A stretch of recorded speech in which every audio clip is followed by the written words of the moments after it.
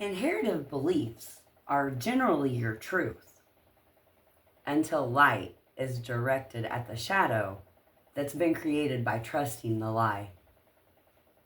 Because there's almost always a lie hidden inside a limiting belief. What if the thoughts that you call your personality, the fears that you call reality, or the struggles that you've normalized were never truly yours to begin with? What if they were inherited, passed down generation to generation through pain, survival, scarcity, shame, fear, repetition? We inherit far more than DNA and mitochondria from our bloodline. We inherit perspectives, patterns, emotional programs, nervous system responses, and deeply rooted subconscious agreements about what is safe, possible, deserved, or available to us. And until those inherited programs are brought into conscious awareness, we unknowingly recreate the same cycles our ancestors lived through. Different faces, different decade, same energy. Because you cannot heal what you refuse to see. And you cannot create a new reality using the same level of consciousness that created the suffering to begin with, to paraphrase Einstein. Today, we are exposing inherited beliefs surrounding abundance, struggle, survival, freedom, worthiness, and flow state, and why so many people are discovering that the old hustle and grind paradigm no longer works in these emerging frequencies. Because we are not living in the same energetic reality that our grandparents did. And if you keep trying to force life using outdated programming, you may accidentally block the exact thing your soul is trying to receive.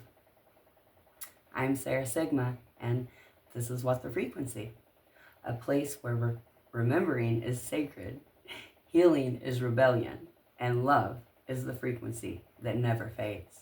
So grab your notebook and your favorite steamy beverage and let's get aligned. We were born into a world that taught us you don't get what you wish for, you get what you work for. And for many people, that system worked. Work hard, sacrifice more, push harder, sleep less, grind now so that you can live later. The evidence seemed undeniable. Do X enough times, and eventually you receive Y. But there's always been a pocket of souls who didn't fit that mold. No matter how hard they worked, something still felt off. My ancestry gave me front row seats to both realities. My paternal grandfather, Forrest, absolutely embodied the hustle culture. Born in 1909, he told me stories of how he survived the Great Depression, hopping trains with the late great Red Skelton, performing high-wire circus acts before the safeties of nets existed, taught mandolin and ukulele in Hawaii, became the first boxing instructor on the Big Island after his Golden Gloves days, then later was hired and retired from Chrysler Corporation.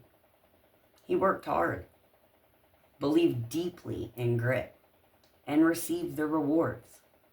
His belief system produced fruit. But my maternal grandfather carried an entirely different frequency.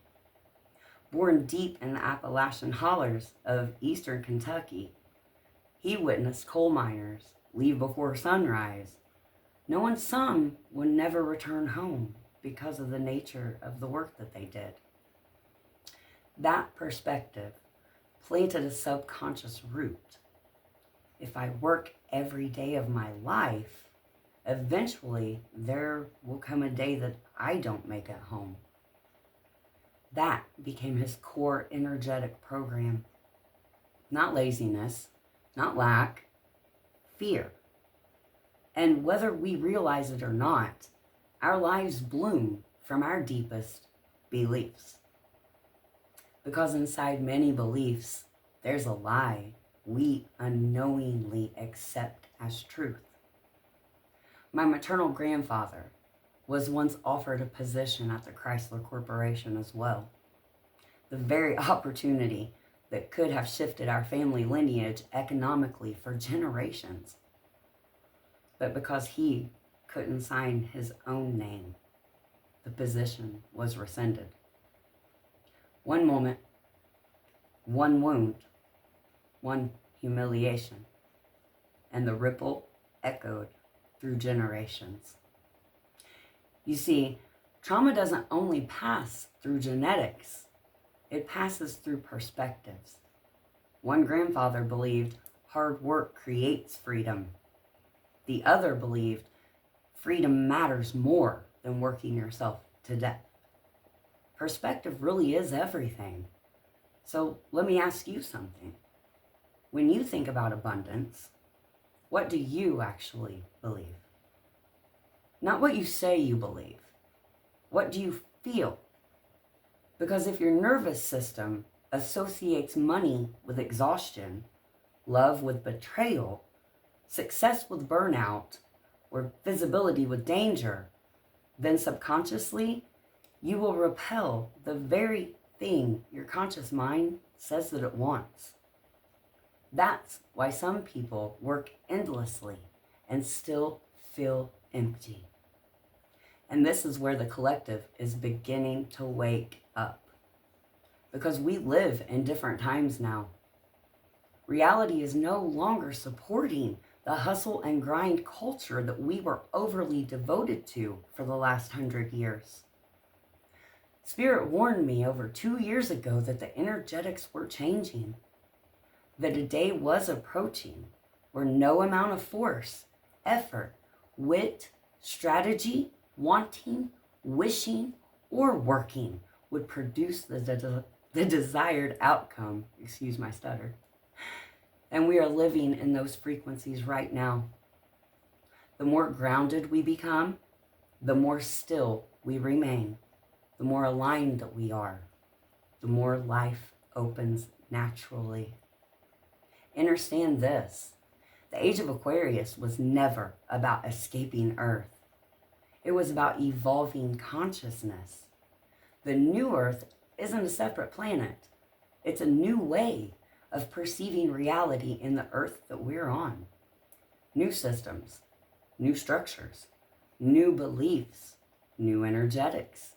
And now that we're living in these frequencies, it is detrimental that we understand the new rules at play. Flow state isn't about doing more. It's often about releasing more. When you spend your entire life trying to force reality to obey your old programming, eventually the soul becomes exhausted. And many of you watching this are exhausted because your soul is asking you to stop forcing what no longer aligns. You're not in Kansas anymore, Dorothy. So how do we activate flow state? Most people try to think their way into flow, but flow is not a mental state. It's a regulated energetic state. So let me guide you through a simple activation right now. Close your eyes if you feel safe doing so. Relax your jaw, drop your shoulders, uncross your legs. Take a deep breath in through your nose and exhale slowly through your mouth. Again, inhale presence, exhale pressure. Now place one hand over your heart and one over your lower belly. This connects the mind, heart, and hara, the thinking self, feeling self, and the grounded self. Now silently repeat, I release the need to force life. I am safe to receive.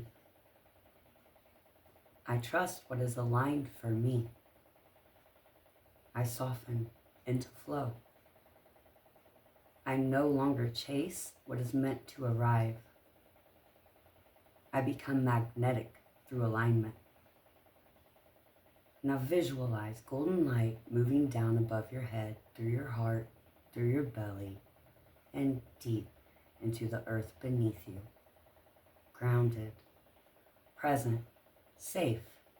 And from this space, ask yourself, what would the most aligned version of me choose next?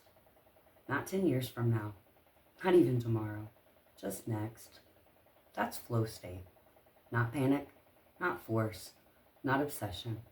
Alignment. Take one more breath and gently return. Flow state is maintained through consistency, not perfection.